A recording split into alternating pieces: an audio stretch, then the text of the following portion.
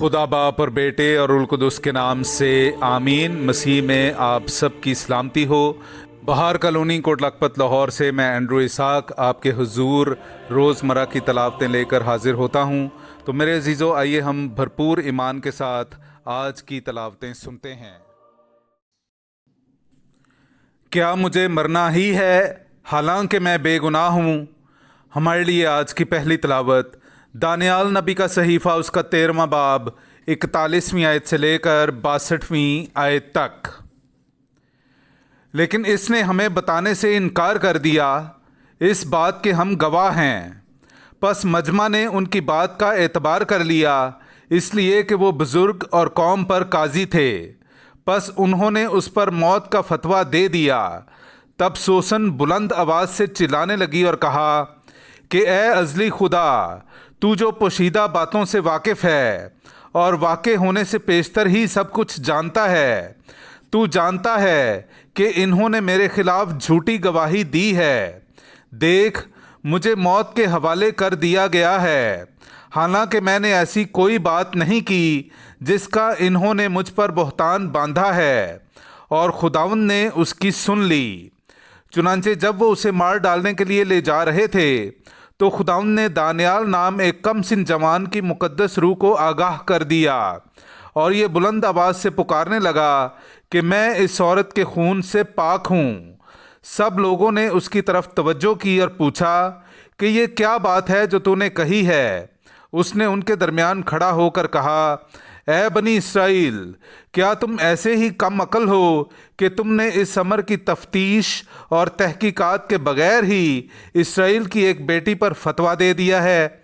अदालत गाह की तरफ वापस चलो, क्योंकि इन दोनों ने इसके खिलाफ झूठी गवाही दी है। इस पर सब लोग शिताबी से वापस लौटे और बुजुर्गों ने उससे कहा कि आ हमारे दरमियान बैठ और हमें आगाह कर, क्योंकि खुदा ने तुझे बुढ़ापे की फजीलत दी है। और दानियाल ने उन लोगों से कहा कि इन दोनों को एक दूसरे से अलग अलग कर दो और मैं इनका इम्तिहान करूँगा। जब वो एक दूसरे से अलग कर दिए गए तो उसने उनमें से एक को बुलाया और उससे कहा, ए तू जो हर रोज़ शरारत करते करते उम्र दराजी तक पहुँच गया है, जो गुनाह तू पहले करता रहा है उनकी भी तुझे अब सज़ा मिलेगी। यानी कि तूने जुल्म के मुकदमे किए और तूने बेगुनाहों पर फतवा दिया और मुजरमों को छोड़ दिया, हालांकि खुदा ने फरमाया कि तुम बेगुनाहों और सादिकों को कत्ल ना करो। बस अब अगर तूने दर हकीकत उसे देखा है तो बता कि किस दरख्त के नीचे तूने उन्हें इकट्ठे देखा।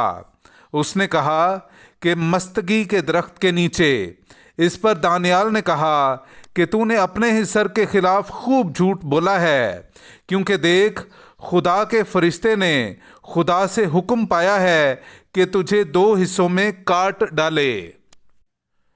फिर उसने उसे एक तरफ कर दिया और दूसरे को पेश करने का हुक्म दिया और उससे कहा, ए तू कि किनान की नस्ल से है ना कि यहूदा की।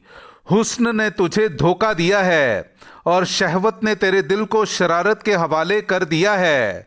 तुम इसराइल की बेटियों से इसी तरह करते रहे हो और वो डर के मारे तुमसे मिलती रहीं, लेकिन यहूदा की इस बेटी ने तुम्हारी शरारत की बर्दाश्त नहीं की।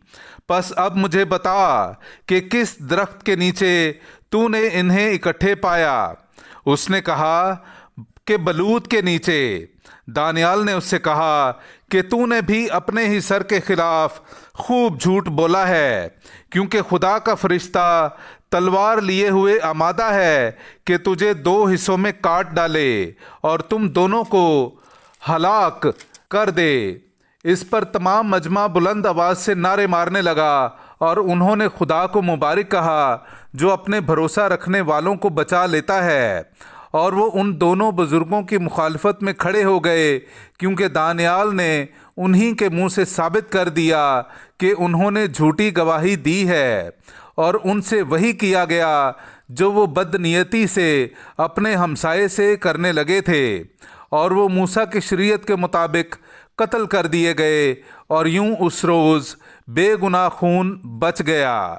پاک کلام کا پڑھا اور سنا جانا ہم سب کے لیے باعث برکت ہو۔ خدا کا شکر ہو۔ میں کسی آفت سے نہ ڈروں گا کیونکہ تو میرے ساتھ ہے۔ میرے عزیزو، آئیے ہم خداوند اپنے خدا کی حمد و تعریف کریں۔ میں آپ کے سامنے پڑھوں گا زبور نمبر 23۔ خداوند میرا چوپان ہے، مجھے کوئی کمی نہیں۔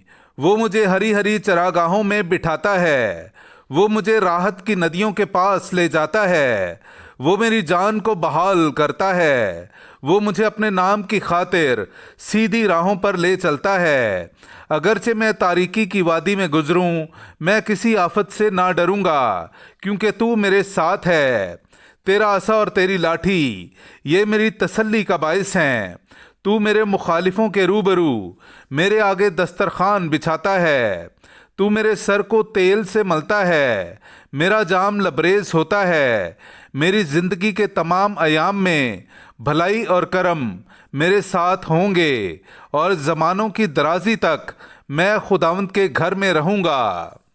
پاک کلام کا پڑھا اور سنا جانا ہم سب کے لیے باعث برکت ہو۔ خدا کا شکر ہو۔ نعرہ حمد۔ اب قبولیت کا وقت ہے، اب نجات کا دن ہے۔ میرے عزیزو، آئیے ہم آج کا انجیلی اقتباس سنتے ہیں۔ انجیل مقدس بمطابق مقدس یوحنا اس کا 8واں باب پہلی آیت سے لے کر 11ویں آیت تک۔ تب یسوع کوہ زیتون کو گیا اور صبح سویرے پھر ہیکل میں آیا، اور سب لوگ اس کے پاس آئے اور وہ بیٹھ کر انہیں تعلیم دینے لگا۔ تب فقی اور فریسی ایک عورت کو لائے جو زنا میں پکڑی گئی تھی، اور اسے بیچ میں کھڑا کر کے اس سے کہا، اے استاد، یہ عورت زنا میں عین فعل کے وقت پکڑی گئی ہے۔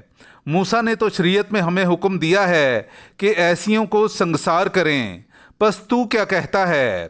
انہوں نے یہ اسے آزمانے کے لیے کہا تھا تاکہ اس پر الزام لگانے کی وجہ پائیں۔